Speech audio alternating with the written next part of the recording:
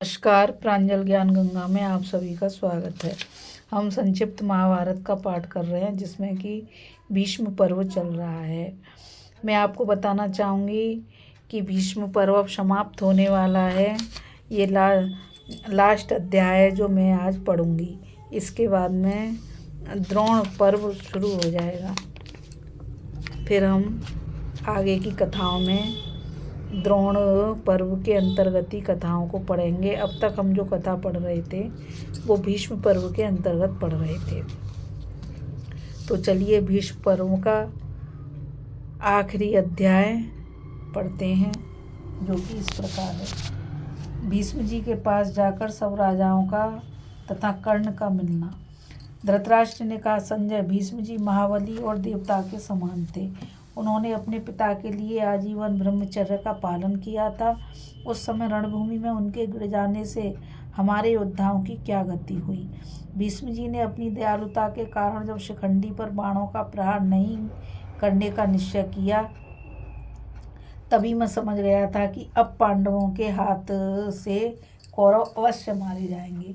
हाय मेरे लिए इससे बढ़कर दुख की बात क्या होगी जो आज अपने पिता के मरण का समाचार सुन रहा हूँ। वास्तव में मेरा हृदय वज्र का बना हुआ है, तभी तो आज भीष्म जी की मृत्यु की बात सुनकर भी इसके सैकड़ों टुकड़े नहीं हो जाते। संजय, कुरुश्रेष्ठ, भीष्म जी जिस समय मारे गए उसके बाद यदि उन्होंने कुछ किया हो तो वह भी मुझे बताओ। संजय बोले, सायंकाल में जब भीष्म जी रणभूमि में गिरे उस समय कौरवों को बड़ा दुख हुआ और पांचाल देशीय योद्धा आनंद मनाने लगे। भीष्म जी बाणों की सैया पर सोए हुए थे। उस समय आपका पुत्र दुशासन बड़े वेग से द्रोणाचार्य की सेना में गया और उसे आते देख कौरव सैनिक मन ही मन यह सोचकर देखें ये क्या कहता है, उसे चारों ओर से घेर कर खड़े हुए। दुशासन द्रोणाचार्य को भीष्म की मृत्यु का समाचार सुनाने लगा। यह अप्रिय संवाद सुनते ही आचार्य मूर्छित हो गए। थोड़ी देर में जब सचेत हुए तो उन्होंने अपनी सेना को युद्ध बंद करने की आज्ञा दी। कौरवों को लौटते देख पांडवों ने भी घुड़सवार दूतों के द्वारा सब ओर फैली हुई अपनी सेना को युद्ध से रोक दिया। क्रमशः सब सेना के लौट जाने पर राजा अपने अपने कवच और अस्त्र शस्त्र उतार कर भीष्म जी के पास पहुँचे। कौरव और पांडव दोनों ही पक्ष के लोग भीष्म जी को प्रणाम करके वहां खड़े हो गए।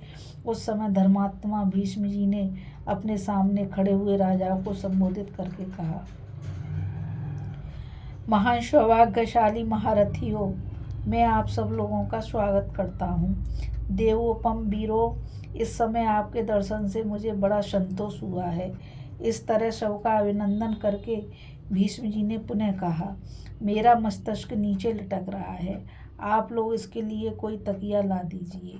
यह सुनकर राजा लोग बहुत कोमल और उत्तम तकिए ले आए, परंतु मेरे पितामह को वे पसंद नहीं आए। उन्होंने हंसकर कहा, राजा हो, ये तकिए वीर सैया के योग नहीं है।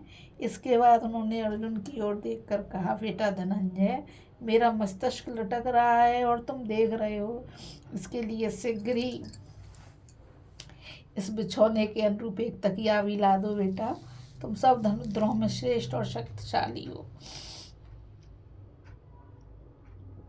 तुम्हें क्षत्रिय धर्म का ज्ञान है मेरे बच्चे, और तुम्हारी बुद्धि निर्मल है, अतः तुम ही यह कार्य कर सकते हो। अर्जुन ने भी बहुत अच्छा कहकर इस आज्ञा को स्वीकार किया और भीष्म जी की अनुमति ले अपना गांडीव धनुष उठाया। उस पर 3 अभिमंत्रित बाणों को रखकर उन्हें मारकर भीष्म जी का मस्तिष्क ऊंचा कर दिया। मेरा अभिप्राय अर्जुन की समझ में आ गया। यह सोचकर भीष्म जी बड़े प्रसन्न हुए। उनके दिए हुए इस वीरोचित तकियों को पाकर भीष्म जी ने अर्जुन की प्रशंसा करते हुए कहा, पांडुनंदन, तुमने इस सैया के योग्य तकिया लगा दिया। यदि ऐसा ना करते तो मैं क्रोध में आकर तुम्हें शाप दे देता। महाभाव, अपने धर्म में स्थित रहने वाले क्षत्रिय को संग्राम भूमि में इसी प्रकार शरशैया पर शयन करना चाहिए। अर्जुन से यों कहकर भीष्म जी ने अन्य राजा और राजकुमारों से कहा, देखिए, आप लोग अर्जुन से कैसा बढ़िया तकिया लगा, देखिए आप लोग, अर्जुन ने कैसा बढ़िया तकिया लगा दिया। अब मैं जब तक सूर्य उत्तरायण में नहीं आते तब तक इस सैया पर पड़ा रहूँगा। उस समय जो लोग मेरे पास आएंगे वे मेरी परलोक यात्रा देख सकेंगे। मेरे आसपास की भूमि में खाई खुदवा देनी चाहिए। इन सैकड़ों बाणों से विदा हुआ ही मैं सूर्यदेव की उपासना करूँगा। राजाओं, अंत में मेरी प्रार्थना यह है कि आप लोग सब आपस का बैर छोड़कर युद्ध बंद कर दीजिए। तदंतर शरीर से बाण निकालने में कुशल सुशिक्षित वैद्य अपने साथ सामान के साथ भीम जी की चिकित्सा के लिए वहां उपस्थित हुए। उन्हें देखकर भीष्म जी ने अपने पुत्र से कहा, दुर्योधन, इन चिकित्सकों को धन देकर सम्मान के साथ विदा कर दो। इस अवस्था को पहुंच जाने पर अब मुझे वेदों से क्या काम है। क्षत्रिय धर्म में तो सर्वोत्तम गति है, वह मुझे प्राप्त हुई है। बाढ़ सैया पर शयन करने के पश्चात अब चिकित्सा कराना मेरा धर्म नहीं है। इन बाणों के साथ ही मेरा दाह संस्कार होना चाहिए। पितामह की बात सुनकर दुर्योधन ने वेदों को धन आदि से सम्मानित करके विदा कर दिया। नाना देशों के राजा वहां जुटे हुए थे। वे भीष्म जी की यह धर्मनिष्ठा और साहस देखकर बहुत विस्मित हुए। इसके बाद कौरव और पांडवों ने बाण सैया पर सोए हुए भीष्म जी की 3 बार प्रदक्षिणा करके उन्हें प्रणाम किया और उनकी रक्षा का प्रबंध करके सब लोग अपने अपने शिविर में लौट आए। महारथी पांडव अपनी छावनी में प्रसन्न होकर बैठे थे। इसी समय भगवान श्री कृष्ण ने आकर युधिष्ठिर से कहा, राजन, बड़े सौभाग्य की बात है जो आपकी जीत हो रही है। धन्य भाग जो भीष्म जी मारे गए। ये महारथी संपूर्ण शास्त्रों के पारगामी थे। मनुष्यों से तो ये अवध्य थे ही, देवता भी इन्हें नहीं जीत सकते थे, किंतु आपके तेज से ये दग्ध हो गए। युधिष्ठिर ने कहा, कृष्ण, विजय तो आपकी कृपा का फल है। आप भक्तों का भय दूर करने वाले हैं और हम लोग आपकी ही शरण में हैं। गोविंद, जिनकी रक्षा आप करते हैं, उनकी यदि विजय हो तो उसमें कोई आश्चर्य की बात नहीं है। मेरा तो ऐसा विश्वास है, जिसने सर्वदा आपका आश्रय लिया है उसके लिए कोई भी बात आश्चर्यजनक नहीं है। उनके ऐसा कहने पर भगवान मुस्कुराते हुए बोले, महाराज, यह कथन आपके ही अनुरूप है। संजय ने कहा, राजन, जब रात बीती और सवेरा हुआ तो कौरव और पांडव पितामह भीष्म के निकट उपस्थित हुए। उन्होंने वीर सैया पर सोए हुए पितामह को प्रणाम किया और सभी उनके पास खड़े हो गए। हजारों कन्याओं ने वहां आकर भीष्म के शरीर पर चंदन, रोली, खील और फूल की मालाएं चढ़ाकर उनकी पूजा की। दर्शकों में स्त्री, बूढ़े, बालक, ढोल पीटने वाले, नट, नृत्य शिल्पी आदि सभी श्रेणी के लोग थे। सभी बड़ी श्रद्धा से उनका दर्शन करने आए थे। कौरव और पांडव भी युद्ध बंद करके कवच तथा हथियार अलग रखकर परस्पर प्रेम के साथ अपनी अपनी अवस्था के क्रम से पितामह के पास बैठे थे। बाणों के घाव से भीष्म जी का शरीर जल रहा था। पीड़ा से उन्हें मूर्छा आ जाती थी। उन्होंने बड़ी कठिनाई से राजाओं की ओर देखकर कहा, पानी चाहिए। सुनते ही क्षत्रिय लोग उठे और चारों ओर से उत्तमोत्तम भोजन की सामग्री तथा ठंडे जल से भरे हुए घड़े लाकर उन्होंने भीष्म जी को अर्पण किए।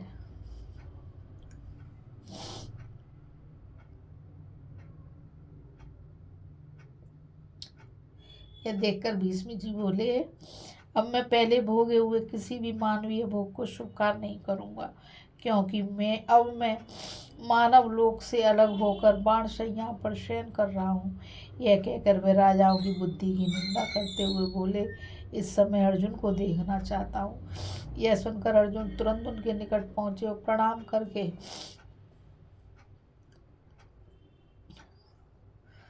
दोनों हाथ जोड़े हुए विनीत भाव से खड़े होकर बोले, दादाजी, मेरे लिए क्या आज्ञा है। अर्जुन को सामने खड़े देख धर्मात्मा भीष्म ने प्रसन्न होकर कहा, बेटा, तुम्हारे बाणों से मेरा शरीर जल रहा है। मर्म स्थानों में बड़ी पीड़ा हो रही है, मुंह सूखा जाता है, मुझे पानी दो। तुम समर्थ हो, तुम ही मुझे विधिवत जल पिला सकते हो। अर्जुन ने बहुत अच्छा कहकर पितामह की आज्ञा स्वीकार की और अपने रथ पर बैठकर उन्होंने गांडीव धनुष चढ़ाया। उस धनुष की टंकार सुनकर सभी प्राणी थर्रा उठे और राजाओं को भी बड़ा भय हुआ। अर्जुन ने रथ के द्वारा ही पितामह की परिक्रमा की और एक दमकता हुआ बाण निकालकर फिर मंत्र पढ़कर उसे पाणजन्य अस्त्र से संयोजित किया। इसके बाद सबके देखते देखते उन्होंने भीष्म के बगल वाली जमीन पर बाण मारा। उसके लगते ही पृथ्वी से अमृत के समान मधुर तथा दिव्य गंध और दिव्य रस से युक्त शीतल जल की निर्मल धारा निकलने लगी। उससे अर्जुन ने दिव्य कर्म करने वाले पितामह भीष्म को तृप्त किया। अर्जुन का यह लौकिक कर्म देखकर वहां बैठे हुए राजाओं को बड़ा विस्मय हुआ। वे सब के सब भय से कांपने लगे। उस समय चारों ओर शंख और दुंदुभियों की तुमुल ध्वनि गूंज उठी। भीष्म जी ने तृप्त होकर सबके सामने अर्जुन की प्रशंसा करते हुए कहा, महाबाहो, तुम में ऐसा पराक्रम होना आश्चर्य की बात नहीं है। मुझे नारद जी ने पहले से ही बता दिया था कि तुम पुरातन ऋषि नर हो। बोलो नर भगवान की जय। और इन भगवान नारायण की सहायता से बड़े बड़े कार्य करोगे। बोलो श्री नारायण भगवान की जय, जिन्हें इंद्र आदि देवता भी करने का साहस नहीं कर सकते। तुम इस भूमंडल में एकमात्र सर्वश्रेष्ठ धनुर्धर हो। इस युद्ध को रोकने के लिए मैंने तथा विदुर, द्रोणाचार्य, परशुराम, भगवान श्री कृष्ण और संजय ने भी बार बार कहा, किंतु दुर्योधन ने किसी की भी नहीं सुनी। उसकी बुद्धि विपरीत हो गई है। वह बेहोश सा रहता है, किसी की बात पर विश्वास ही नहीं करता, सदा शास्त्र के प्रतिकूल आचरण करता है। खैर, इसका फल उसे मिलेगा। भीमसेन के बल से अपमानित होकर वह मारा जाएगा और सदा के लिए रणभूमि में सो जाएगा। भीष्म जी की बात सुनकर दुर्योधन का मन बहुत दुखी हो गया। उसे देखकर पितामह ने कहा, राजन, क्रोध छोड़ दो और मेरी बात पर ध्यान दो। यह तो तुमने देखा था अर्जुन ने किस तरह शीतल, मधुर एवं सुगंधित जल की धारा प्रकट की है। ऐसा पराक्रम करने वाला इस जगत में दूसरा कोई नहीं है। आग्नेय, वारुण, सौम्य, वायव्य, वैष्णव, इंद्र, पशुपत, ब्रह, पारमेष्ठ्य, प्राजापत्य, धात्र, त्वास्त्र, सावित्र और व्यवस्था इत्यादि अस्त्रों को इस संसार में अर्जुन या भगवान श्री कृष्ण ही जानते हैं। तीसरा कोई भी इनका ज्ञाता नहीं है। अतः अर्जुन को किसी प्रकार भी युद्ध में जीतना असंभव है। इनके सभी कर्म लौकिक हैं। इसलिए मेरी राय यही है, तुम इनके साथ शीघ्र ही संधि कर लो। जब तक भगवान श्री कृष्ण कोप नहीं करते, जब तक भीम, अर्जुन, नकुल और सहदेव तुम्हारी सेना का सर्वनाश नहीं कर डालते, उसके पहले ही तुम्हारा पांडवों के साथ मित्र भाव हो जाता, मैं अच्छा समझता हूँ। तात, मेरे मरने के साथ ही इस युद्ध की समाप्ति कर दो। शांत हो जाओ, मेरा कहा मानो। इसी से तुम्हारा और तुम्हारे कुल का कल्याण है। अर्जुन ने जो पराक्रम दिखाया है वह तुम्हें सचेत करने के लिए काफ़ी है। अब तुम लोगों में परस्पर प्रेम भाव बढ़े और बचे कुचे राजाओं के जीवन की रक्षा हो। पांडवों को आधा राज्य दे दो और युधिष्ठिर इंद्रप्रस्थ दिल्ली को चले जाएं। सभी राजा प्रेम पूर्वक एक दूसरे से मिले, पिता पुत्र से, मामा भांजे से और भाई भाई के साथ मिलकर रहे। यदि मोहवश या मूर्खता के कारण तुम मेरी इस समय योचित बात पर ध्यान न दोगे तो अंत में पछताना पड़ेगा। सबका नाश हो जाएगा। या तुमसे सच्ची बात कह रहा हूँ। भीष्म जी सुहृदय भाव से यह बात कहकर चुप हो गए। फिर उन्होंने अपना मन परमात्मा में लगाया। दुर्योधन को यह बात ठीक उसी तरह पसंद नहीं आई जैसे मरने वाले मनुष्य को दवा पीना अच्छा नहीं लगता। तदंतर भीष्म जी के मौन हो जाने पर सभी राजा अपने अपने शिविर में चले गए।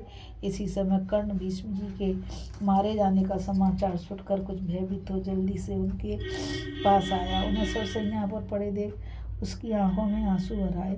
उसने गदगद कंठ से कहा, महाभाव भीष्म जी, जैसे आप सदा देशवरी दृष्टि से देखते थे, वही मैं राधा का पुत्र कर्ण आपकी सेवा में उपस्थित हूँ।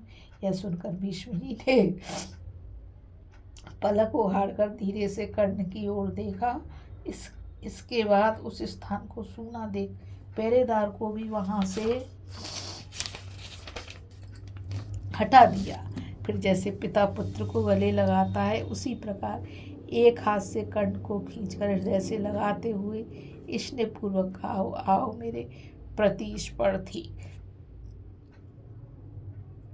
तुम सदा हे भगवान,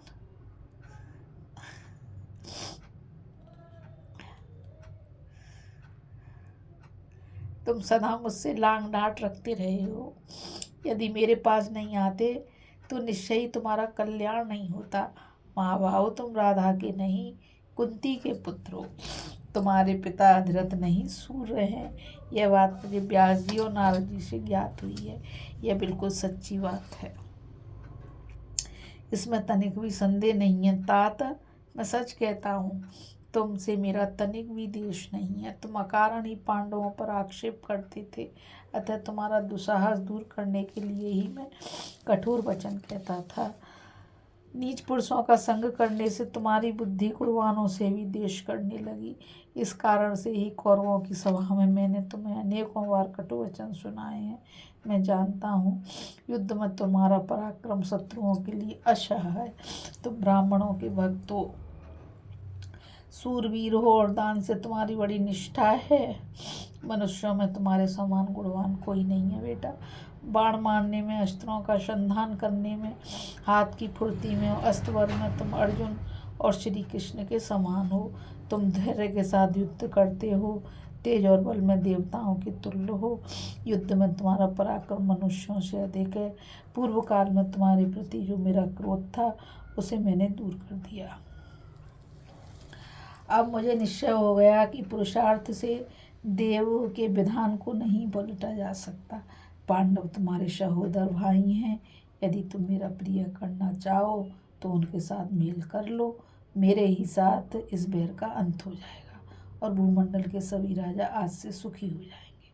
कर्ण ने कहा, महाभाव, आपने जो कहा है मैं सूत पुत्र नहीं कुंती का पुत्र हूँ, यह मुझे भी मालूम है, किंतु कुंती ने तो मुझे त्याग दिया और सूत ने मेरा पालन पोषण किया। आज तक दुर्योधन का ऐश्वर्य भोगता रहा हूँ, अब उसे हराम करने का साहस मुझ में नहीं है। जैसे वसुदेव नंदन श्री कृष्ण पांडवों की सहायता में दृढ़ है, उसी प्रकार मैंने भी दुर्योधन के लिए अपने शरीर, धन, स्त्री, पुत्र और यश को निशावर कर दिया है। जो बात अवश्य होने वाली है उसको पलटा नहीं जा सकता। पुरुषार्थ से देव के विधान को कौन मेट सकता है। आपको भी तो पृथ्वी के नाश की सूचना देने वाले अपशकुन ज्ञात हुए थे, जिन्हें आपने सभा में बताया था। मैं भी पांडवों और भगवान श्री कृष्ण का प्रभाव जानता हूँ। ये मनुष्यों के लिए अजय हैं, तो भी मेरे मन में यह विश्वास है कि मैं पांडवों को रण में जीत लूँगा। यह बैर बहुत बढ़ गया है बाबा, अब इसका छूटना कठिन है। इसलिए मैं अपने धर्म में स्थित रहकर प्रसन्नतापूर्वक अर्जुन से युद्ध करूँगा। युद्ध करने के लिए मैंने निश्चय कर लिया है। अब आप आज्ञा दें। आपकी आज्ञा लेकर ही युद्ध करने का मेरा विचार है। आज तक अपनी चपलता के कारण मैंने जो कुछ कटु वचन कहा हो या प्रतिकूल आचरण किया हो उसे आप क्षमा करिए। भीष्म जी बोले, कर्ण, यदि यह दारुण बैर मिट नहीं सकता तो मैं तुम्हें युद्ध के लिए आज्ञा देता हूँ। तुम स्वर्ग की कामना से ही युद्ध करो।